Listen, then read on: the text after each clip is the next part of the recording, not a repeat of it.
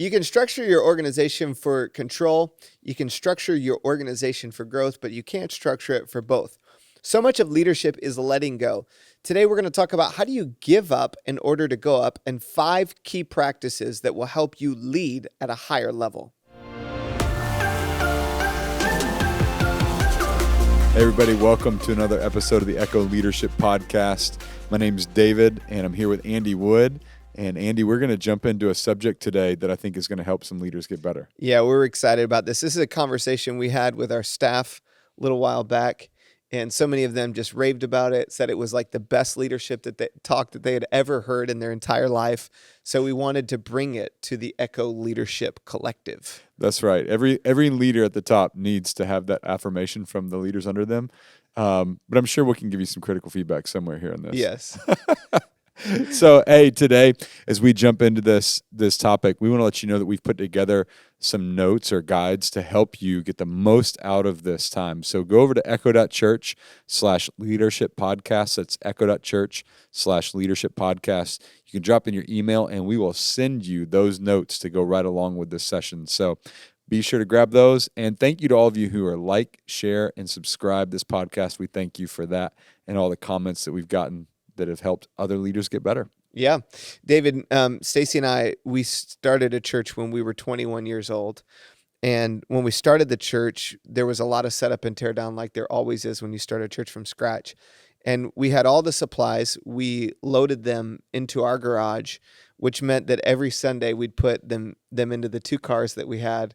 We'd take them to the place where we were meeting. We'd unload them. After the service, we put them all back in there.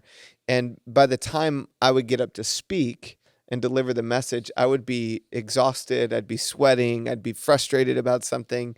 And when we started this church, I had learned from that experience. And from the beginning, I said, I'll be a part of teardown. I'll help people, but I'm not going to put this stuff in my garage this time. I'm not going to be a part of setup. I'm going to give up to go up. And actually, we started this church larger than the other church that we had led ever had grown to. And what I've learned over the course of last 2 decades of leadership is that you hit these moments or almost these inflection points in leadership where your current level of leadership is not structured or your capacity is not at the level it needs to be to move forward with the vision. And the leader has to change. The bottleneck of an organization is always at the top. And if we don't address the top, then we can try to grow, we can try to change, but we'll move back to the same place that we were at. So this is a conversation really about identifying what's in us as leaders that prevent us from going up. So we basically are talking about how do you give up, how do you let go in order to go up? Yeah, and this spans for any leader, even if you're a mid-level manager, team leader, wherever that may be, because all of us are going to bump into our capacity lid, and you're going to have to give something up in order to lead at the next level. Yep. So, and there's two things that will produce transformation. One is feeling the fire. The other is seeing the light. And the way I said this when we were talking about it with our staff is that pressure has a way of pushing you forward, and purpose has a way of pulling you forward. So as much as we can change out of purpose, it's better. Now there are sometimes like when you have a kid, you can remember those days where the baby's crying, you're learning how to feed, and you're learning how to get the baby to sleep through the night, and you can't do that really before you hit that moment. So the pressure there in that moment is kind of pushing you to change. But what we're trying to say here is, how do we, as much as we can, get ahead of the curve, look into the future and say, okay, what kind of leader do I need to become in order to lead at a higher level? That's really good. So maybe it's helpful for somebody who's listening right now to pause, think for a couple minutes, where am I stuck right now? What keeps coming to me? And then where am I going? Where are we moving? What would it take to go to the next? So we're going to jump into some practices to help leaders know how I can give up to go up. But starting with that good framework, is there anything else you would say as somebody like the mental state of how to best receive these practices? Yeah, sometimes it's just as simple as asking the question, where are we stuck? We have talked about this before: what's right, what's wrong, what's missing, what's confusing. What are the core barriers that we're facing, the core issues? And what you can do is you can put as much of that on a wall as possible, Mm-hmm. and look at that almost as if it's a mirror into your leadership. It's painful, but it's productive as well. Yeah. And it's not necessarily that, we have to spend way too much time grieving it and all that, but we do have to own it. And so I have to be able to look and say, okay, well, I've been leading this organization for 13 years and there are these challenges and I'm contributing to it. So what kind of leader would be able to solve this problem? What kind of leader would be able to step into this opportunity and to be able to identify that gap to say, okay, how do we fill that gap? Sometimes we're filling that gap with a different person on the team. Sometimes we're filling that gap with a different capacity or skill, but we have to identify the gap and be able to step into that. That's really good. So let's jump in straight into 5 practices to help us give up to go up so that we can increase our leadership. So what's practice number 1? Okay, the first one is to take the mission more seriously. And what I mean by this is, there's a difference between winning teams and losing teams. And I can remember so many times being a part of teams that were just horrible in high school. I played on a football team, and forgive me if I've shared this story in the podcast before, but I remember one time we came back as the last game of the year. We lost. We were like 2-10, and I got back on the bus, and all the kids on the team are laughing, and they're like, so happy that the football season's over, and I was so mad, and I took my helmet and I threw it at the back of the bus, and I'm like, you guys are all losers. That's all you do is lose. And winning teams are different than losing teams. That's my point there, that losing teams get used to losing. Winning teams are passionate about winning. And the more that we can understand and personalize the mission and connect to our hearts, to our minds at a deep level, the why of what we do, that's what we want to take seriously. We want to take the mission seriously. I like to think of it like this in terms of our organization or our church. What would be the net effect if we were gone? So if what we started disappeared, and a lot of businesses or a lot of churches have had to face that reality over the last 2 years with all that's happened and transpired with COVID, but just to say, okay, if we were gone, this would be the net effect. There are in our context, there are students who are finding community. There are marriages that are getting restored. There are people that are getting hope into their lives for the first time. And when I start to play that out in my mind, it helps me bring to the table a level of urgency that's based upon the mission. And it's not just based upon growing an organization. It's based on our why. And that why, that bigger vision, is what helps us break through barriers. That's really good, because I like that what you said with there. Like, what if our organization, our business stopped? What would be the net effect? Because that's where you talked earlier about it. Purpose pulling you is that's giving you more of a purpose. I mean, you can go down and say, man, I own a landscaping business and we keep people's yards clean. And you know what? They enjoy their home more, especially out of COVID, or if they're work from home, they have a greater confidence. You can find some kind of purpose. I mean, even you think about like, okay, I'm cutting this grass, and because of that, there's going to be 50 moms or dads that are, able to sit down and have an extra meal with their kids. What's the net effect of that extra meal that they're going to have throughout the course of the week? You can find that purpose. So I think that's a good instance on this, is like, find the purpose. If Yeah. you don't have a if you're a leader and you don't have a purpose in your business, your team, the project you're doing, find it, because that is key to motivating your teams. Let me ask you one question on this. So when you say this phrase, take the mission more seriously, where we are in the Bay Area here in California, there's a lot of intense people. Yeah. There's a lot of intensity. I mean, if you just drive on the highway, you feel it. You feel it when you fly back in. So I think there's a lot of people who are driven, intense. Is there a difference at all in your mind, like from intensity to taking the mission seriously? And if so, how would you speak to that to a leader? That's a great question. I would say probably part of it is being able to understand there are times when I need to rest mentally and emotionally, and then there are times when I need to engage. So when you're riding a bike, both legs are not working all the time. You're pushing on one leg, the other leg is resting. So what are those moments where, you may engage at a more intense or focused. Focused is probably a better word than intense. And then in those other moments to be able to release and let up so that the culture is not tense, so that the Hmm. culture is not anxious, but we do put a high value on what we do That's and good. why we do it. Yeah, you could even be focused on the why. That's that purpose versus I'm just driving towards some result. Hmm. That's good. So take the mission more seriously. What's the second practice that our leaders can do? Second one is to take yourself less seriously.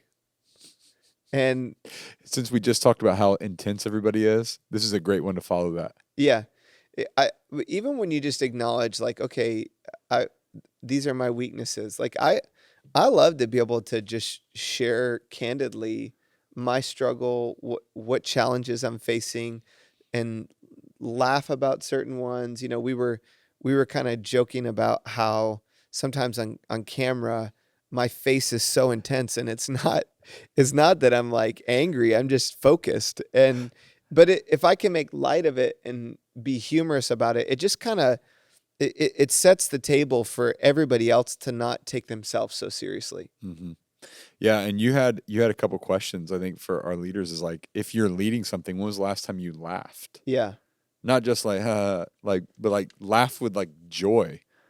Yeah, and And I think that even some practical things that you can do as well is like find moments with your team where you watch a funny video together, or you just allow yourself to be able to enjoy the moment. hmm, that's good. What difference do you think when you take yourself less seriously? Hmm. Um, what difference do you feel like that makes on a team?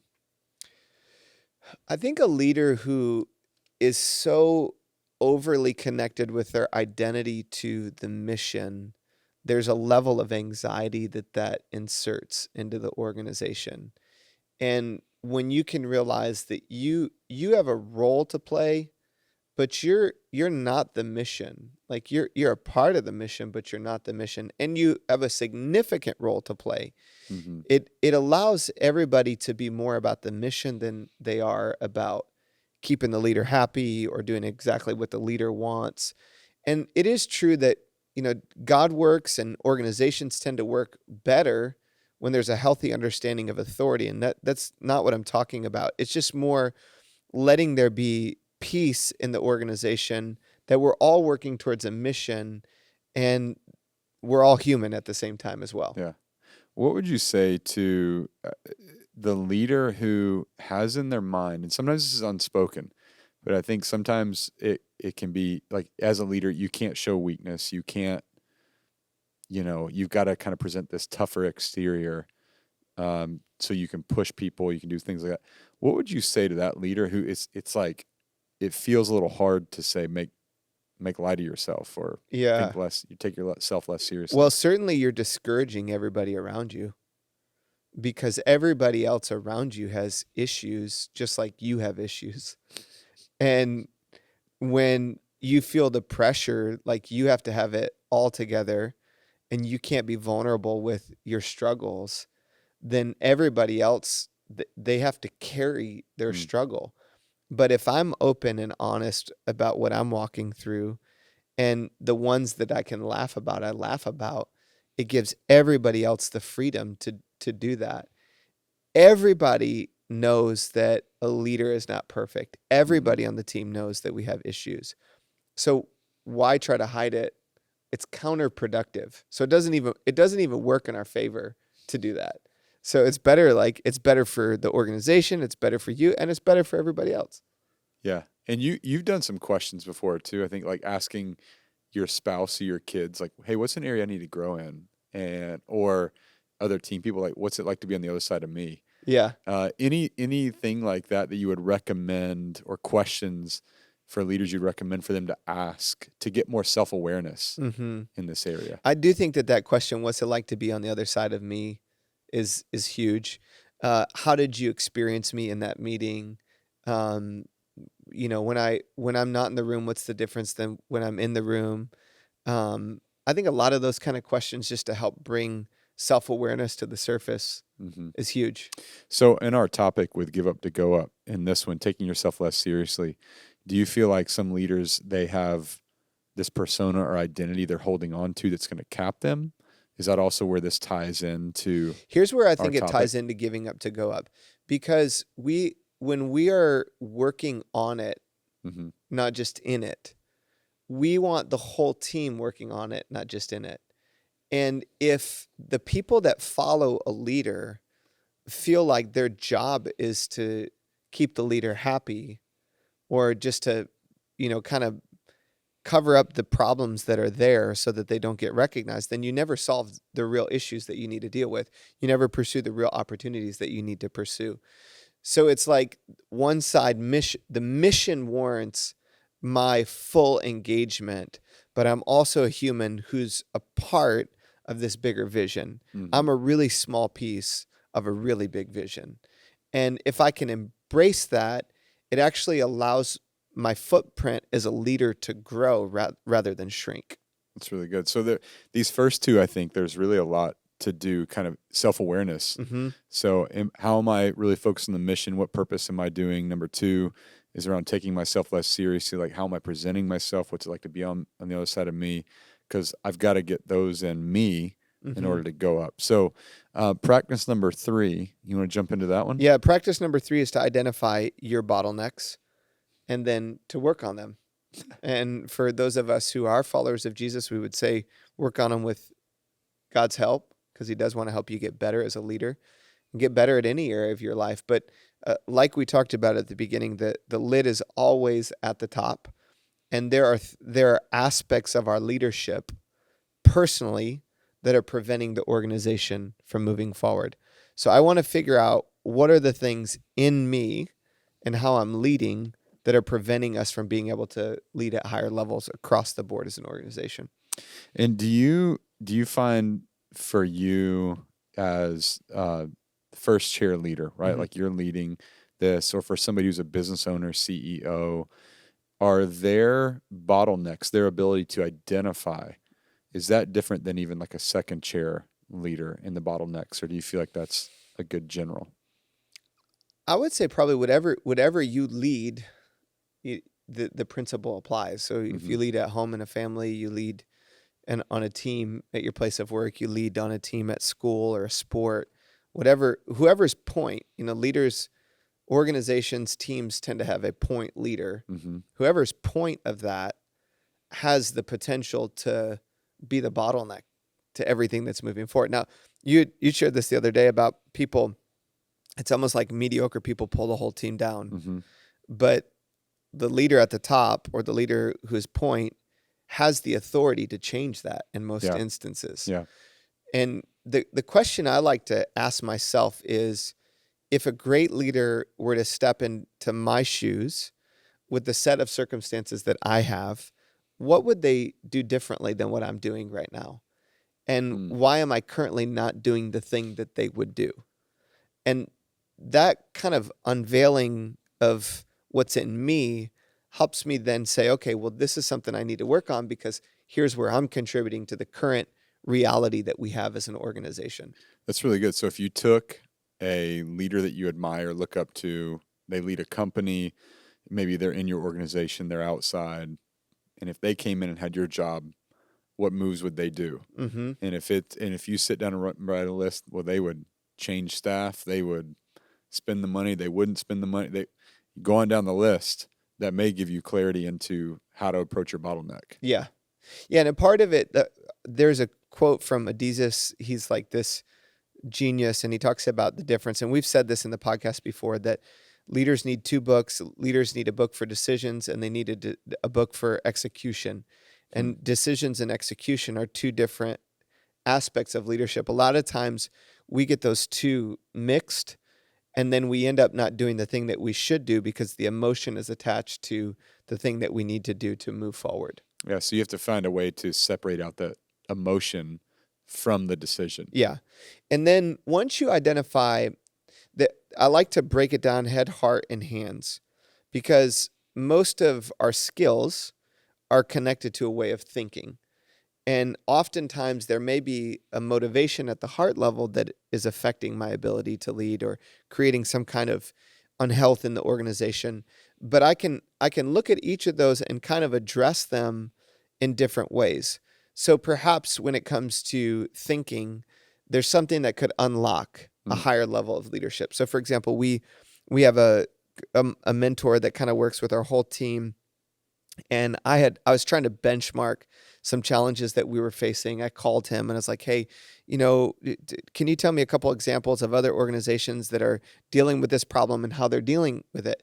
And the guy is brilliant. He said, "Well, I can tell you that. I mean, I can help you do that, but my question for you is, why are you solving this problem? Like, why are you the one who's doing this in your role?" And that question was like, "Oh, that's a higher level of thinking." Mm. And so the approach that kind of started for me was, I actually need to be figuring out in this instance, how do I equip somebody else to be solving the problem that I'm naturally inclined to go straight to as a leader? What I like in what you just said right there is that sometimes our bottlenecks, we need other people to see those and help us point those out. And that's where having the mentor, somebody that you can go to, is so helpful, Yeah. because he was able to spot you're bottlenecking right here, Yeah. and you hadn't even seen it yet. Yeah. And he was thinking more long term. Mm-hmm. He had a bigger vision. He had been in contexts that we're in. The other kind of coming to the hands part. The hands part is, when you identify a skill, there are things that you can do practically to move forward in that skill. So if you take any aspect of leadership, let's say it's leading a meeting, or let's say it's having a corrective conversation, the best way to learn how to do it is to do it in a context where there is feedback on the thing that you're doing from Mm-hmm. somebody else who excels at the skill set. And there's a lot of good books on this. There's a book called Peak that talks about kind of this controlled environment where, like we do this, where we'll have communicators stand on a stage, and in 4 to 5 minutes they're trying to move people, help them shift service times in our context, or Mm-hmm. attend a gathering that would help them grow spiritually. But you're working on that skill, and then right afterwards you're going to get some feedback. So trying to identify those skills and then find somebody who can give you kind of in the moment, just in time training, just like a coach Yeah. would at the side of a football field. Like my son plays football for a great school, and I watch their phenomenal coaches. When he comes off the field, there's always a D-line coach right there in his ear giving him 3 or 4 things that next time he can do differently. Yeah. So we need that to get our skills better. The other thing that I'm kind of jumping here on the heart side of it is, I want to wrestle through my internal, and this is connected back to the mission, but my internal motivation. Like, a lot of times we get off at a heart level, and it becomes a bottleneck to in the leadership that we're trying, whether it's a vision we're casting, or a decision we're making, or an initiative that we're pursuing. Several of these things would be like comparison, or jealousy, or insecurity. And you feel that rise up in you as a leader, and to be able to sit in it, to say, okay, I want to notice what's happening internally in me, Yeah. because all of these emotions, they're a part of my natural response, but they have the ability to prevent me from stepping into a higher level of leadership. So I love to just kind of dissect those three, and they help me to gain perspective or altitude on my leadership. I think those are really good, especially the head and the heart. Most leaders, and even for myself, right, we're quick to jump to the hands. Mm-hmm. I just need to get better at organizing myself, using my time. I need to learn how to find a better way to get this done more efficiently. That's Mm-hmm. usually how we try to think about how I need to go up. But what you're saying is really the head is, what's in my thinking that's off? I'm thinking I need to do this when in reality I don't need to do this, or I need to get a new paradigm. I need to see it different. The heart really gets into a part where I think a lot of us, especially if you're in maybe like a corporate workplace, they may not be addressing a lot like, hey, your insecurity, your comparison, these things are going to cap you. Like, you've got to deal with this. But counseling can help with this. Seeking out somebody who can help you process it in your There's some heart. proverbs. There's one proverb in the Bible that talks about how integrity helps you. Basically, if you gain something, it helps you keep what you've gained. And humility is another one of these that, there's a sense in which if somebody is humble about their accomplishments, that they could be talented, but if they're arrogant, all that can be taken away in a Yeah. moment. So the character piece, we glorify in our culture really talented people. So we often promote people past what their internal character is. Yeah. And then the net effect over the long haul is that you can't sustain the measure of success. So this is also true in finances. Like people who their financial portfolio grows little by little over time tend to sustain it more than the person who hits the lotto. They got a bunch of money, but they don't have the foundation. Yeah. Which, I mean, this really helps us because as a leader, I mean, we've seen leaders who they have depression, they have anxiety, there's a lot of stress. I can't tell you how many people I talk to who lead in organizations all over this Bay Area who are always tired, always stressed, and always like, I have another meeting, I have one more thing, I have one. Sound like you're talking about me. Well, I think maybe this is jumping into it because I think a lot of leaders, if you're listening to this, don't shortcut the head and the heart. Yeah. Make sure you sit with those because those will cap your leadership. Yeah. Really The other, I know we've been camping on this, but the other part of this is to think outside yourself. This is the difference between a human and a monkey. You can step outside of you to look at, okay, I need to work on my life. I need to work on my leadership, not just in my life, not just in my leadership. And this requires space, it requires margin, it requires reflection, and it requires us actually intentionally putting it into a calendar to say, okay, I'm going to work on me getting better. Yeah. It's really good. So we're going to identify our bottlenecks, and then we've got a fourth practice. Yeah, these fourth and fifth are connected to three because most of the bottlenecks are connected to these two issues that we're going to roll through here. The fourth one is to make empowerment your default. We tend to staff or structure, leaders tend to staff or structure for their current reality. And what we want to do is we want to look into the future and not structure for where we are, but structure for where we're going. And what that means is there are things that you're doing right now that somebody else should be doing. There are things that you're doing right now that in the future somebody else will be doing. And to train our minds and train our perspective to immediately say, how can I constantly be working myself out of a job? That the more I'm working myself out of a job, the higher the organization is going. This is job security actually is not in holding on. Job security is in letting go. Yeah. We talk about this and you hear empowerment time and time and time again. Every leadership book, conference talks about delegating and empowering. So what is it in us that seems to keep returning back to not empowering, that we always have to be reminded about it? That's a great question. Perhaps maybe part of it is that you leaders have two things that are constantly at tension.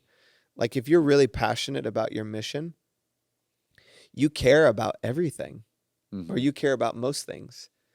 And when you start, usually you can do a better job than other people at most of the things that you're doing.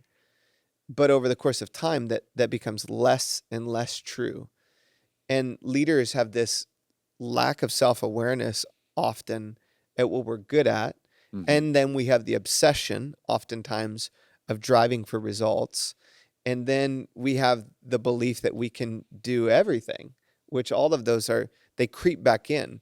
So leadership is like climbing a mountain.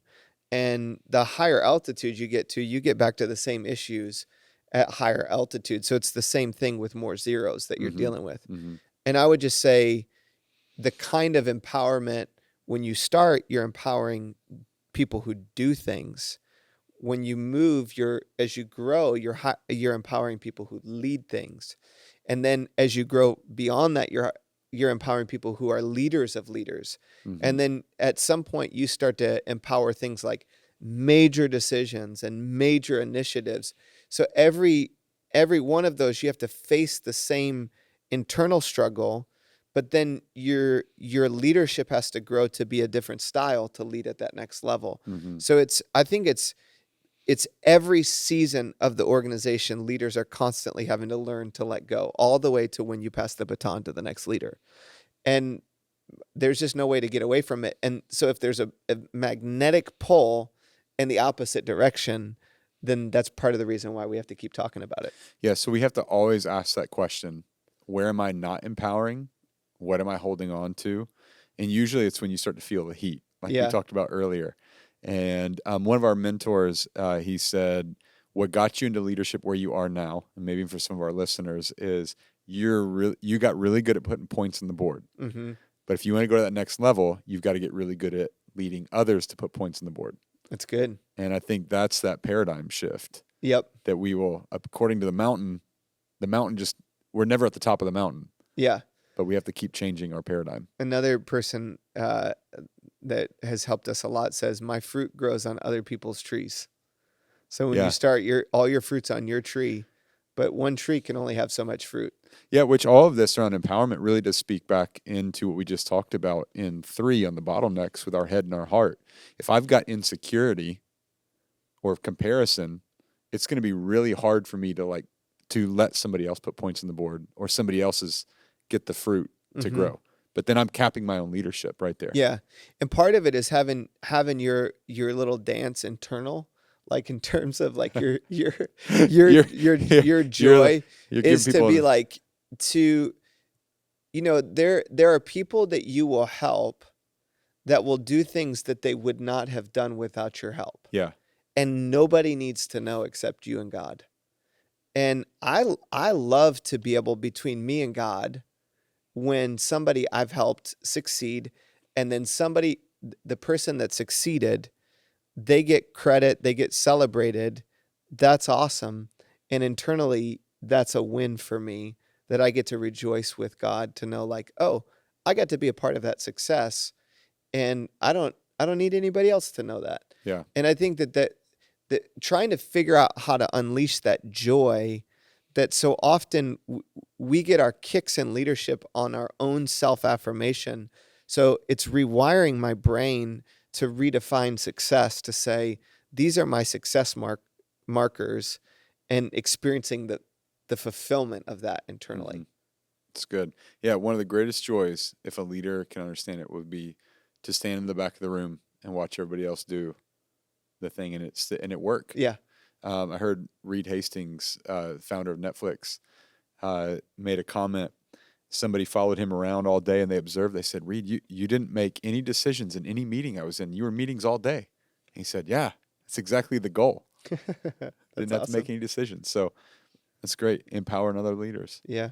It's good, man. All right. Anything else on empowerment that you want to No, hit? I would say that's pretty much it. I mean, there's a lot there. The last one is core to leadership is to face your fear. And the reality is, every new level of leadership involves facing some internal fear that we carry. And there's no way to keep going up in influence without dealing with the fear and being able to turn and face it. It's so funny that so much of what causes us to not be able to go up is around internal processing and thinking. It's less about what we can produce and what we can do. It's more about all the things happening in us. Yeah. And fear is in one of the rooted parts in there. So how do you start to move to identify that fear? From a psychological perspective, I know enough psychology to be dangerous. Yeah. So maybe we should have like a disclaimer that comes across right now. Like, I am not a trained educator. This is not a diagnosis of you if you're listening to this. Yeah. The studies show, though, that the best way to overcome a fear is to be exposed to the fear in small doses. So if I'm afraid of spiders or snakes or whatever, I have to actually be exposed to that fear in order for the power of that fear to diminish. So it's not like you never get to a place in leadership where you don't have fear. it's every time you're taking another step, there's uncertainty involved. The longer you go, the more you understand risk and hedge your bets, and you potentially have more margin, and you have a bigger nest egg that you're all of that, but you're still going beyond your comfort zone. And if we get stuck in our comfort zone in leadership, we're not leading anymore. That's vacation, that's retirement, which we don't. That's not what we want as leaders. Yeah. So there is, because in order to grow, there is risk, and wherever there's risk, there is fear. Yes. So those go hand in hand. There's risk, uncertainty, and fear. Yeah. So those cap a lot of times us in our leadership. Mm-hmm. And part of it is like you get that internal sense. You're like, oh, I know I need to do that, but I don't want to do it. Oh, I don't want to have that conversation, or oh, I don't want to make that difficult decision to remove that person from their position of leadership. And I specifically remember I had a decision to make in terms of a personnel deal, and it was really hard for me, and I delayed the decision. And basically I got on the phone with a mentor, and he said to me, Andy, this decision is the difference between the reach of your church being able to impact 1,500 people or 15,000 people, and you get to make that choice right now. Wow. And when I had that conversation, it reframed for me. It's like I can't let my fear in this decision. Yeah. I knew what I needed to do. I knew that I needed to make the change, but I was holding back because I was afraid of what would happen if I did. Yeah. You said that about personnel, and I was thinking most of where the fear seems to come in, at least for myself and most people I talk to, is like when we are in, it's people related. Yeah. There's a lot of tension around that, I feel like I need to move somebody, but I don't know if I have the bandwidth, the emotions, the strength, whatever it may be. It's like, with your kids, a lot of times there are things I don't address with my kids. It's not great parenting, but I'm just like, I don't want to deal with the consequence of what I have to walk through when I deal with that. And in my situation, if I don't deal with it, it almost always comes back. So it's like the same is true if there's a pattern. And, sometimes it's good to say, okay, I'm going to wait until there's a pattern. But if there's a pattern and I'm not addressing it, it's not just going to get better without some level of work and conversation. So this is just the dirty work that every leader has to do. It's the cultivation. It's the pruning and gardening of whatever it is that you're called to lead. So for a leader, when they're going to face their fear, especially if they've got to face it, what would you give them advice with that? But also, part of me is thinking, as a leader, you shape the culture by who you are. Yeah. So if you're not facing your fear and having the hard conversation, like you're just saying, like my kids need to hear it, or my employees they need this feedback, but I'm feeling the fear. In essence, you're creating a culture that is not giving accurate feedback. Yeah, and the fear becomes a root in the organization that impacts everything that you do. So how can we address the fear in us, have the direct convos, and start to shape, really, I guess, a culture that says this is okay. We're going to deal with it, and it's okay. Two things that help me. One is risk assessment. So I like, what are the risks of doing this? What are the risks of not doing it? And in reality, I might get afraid of a difficult conversation or whatever. And I have to be like, okay, well, the risk if I don't address this is going to get worse. The risk if I do address it, this person's going to get their feelings hurt, and it's going to be a tough day. Maybe they'll quit. Maybe they'll, think I'm mean or whatever. And I'll do everything I can to help pat it with grace and say it nicely and give the crap sandwich and all that. But the crap sandwich, right? Oh, I know the crap sandwich. Yeah. Yeah.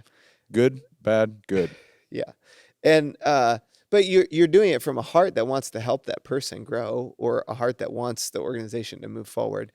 But all that to say, that's one. You assess your risk. And then the second is to recognize the longer whatever it is that you're afraid of is in front of you, the bigger it gets. Mm. So it's like when we did this Spartan race, and I've shared this before in messages, but it struck me when I went to the Spartan races how people would stare at the wall, like as if the 10-foot wall in front of you is going to get smaller the longer you stare at it. And it's like, no, the wall's there. You're going to have to go over the wall at some point. Yeah. And the longer you look at it, the more fearful you become, and the more fearful everybody else around you becomes. So just run at the wall and deal with it. Yeah. So don't stare. It's like, I mean, that goes back almost to childhood psychology, it feels like. Yeah. You know, the fear that you have as a kid about the dark, or there's something in your closet, the more you think on it, the bigger that boogie monster becomes. Yeah. And the same thing in your job. So write it down and then go do it. One of the psychologists, the therapist I was working with, we were talking about fear, and he was saying there's an age-old adage that says, you know, if there's monsters under the bed, just cut the legs of the bed off. And sometimes you just have to like do something to neutralize, to be like, okay, the monster's not there, you know? Yeah. And yeah. See clearly. Man, so we've got to get rid of this fear. We've got to empower people. And we've got a bunch of other things to do in our head, heart, and hands. And yeah. One question on this too, just to leave with, is like, where is fear blocking your future? And are you going to let that fear be the thing that stands between you and your purpose? And one of the questions that we talked about that is crucial to all of this, and perhaps it's even probably better if this question was on the front end, but it's the question, am I unwilling or am I unable? And there's a lot of times when it's hard work, growth, transformation. We can't do it all to ourselves, but there's a lot of hard work in it. And I have to recognize, okay, there are times where the reason I'm not changing is because I'm not willing to change. Then there are times where I'm unable, and I got to lean into it so that I can address the problems that are there. But maybe it is a matter of you just saying, okay, this is the level I want to lead at. You know, I don't want to lead anything larger. I don't want cost I'm willing to pay. I'm willing to but it's just being honest to say, like, okay, am I willing to pay the price? Yeah. To lead at a higher level. That is an interesting concept you said, like even acknowledging this is the cost I'm willing to pay right now, and I'm okay being at this level. Mm-hmm. And sometimes I think we look down on that, but that may be, hey, I want to enjoy my kids. Yeah. I'm going to be there. I'm not going to work that many hours. And you're making a decision to, in a sense, or be at your level of leadership because you have right reasons to make that decision. Yeah. And you can't be great at everything. Mm-hmm. So there are times in your life where you have to take a B or a C on certain aspects of your life. And to, like you're saying, to say, okay, well, this is the area in this season that I want to get an A. And part of it is just redefining what success looks like at every season, and to look back on the end of our lives and say, okay, what kind of person do I really want to be? Mm-hmm. And I do love how so many of these things that we talked about are core to humanity. It's not just leadership and moving an organization forward. Yeah. So if I grow in these things that we're talking about, I'm a better dad, I'm a better husband, I'm a better friend, and the end of the day, that's what we're after. You know, we're not trying to gain the whole world and lose our soul in the process. And you know, it is good to reflect on what is my measure of success, and my giving up to go up needs to be in that lane. Mm-hmm. It needs to be. So if my greatest contribution to the world is the family that I lead, then I'm going to have to give up some things that others might perceive as success in order to go up into higher levels of fruitfulness in that area of my life. That's good. Yeah. So giving up to go up is not all about learning new skills, but it's about a lot of internal processing and in regards to our leadership, what's happening inside of us. So Andy, thanks for investing in us today and helping us get better in our leadership. We hope this has been encouraging to you and helpful. Again, you can get the notes and follow along with this podcast each and every month. If you go to Echo.Church/leadership podcast, you can download those there. And thanks again for those of you who like, share, and subscribe. We look forward to seeing you Every month, first business day of the month, we release a brand new episode. Business time. First business day of the month. Hey, we'll see you in a future podcast episode release.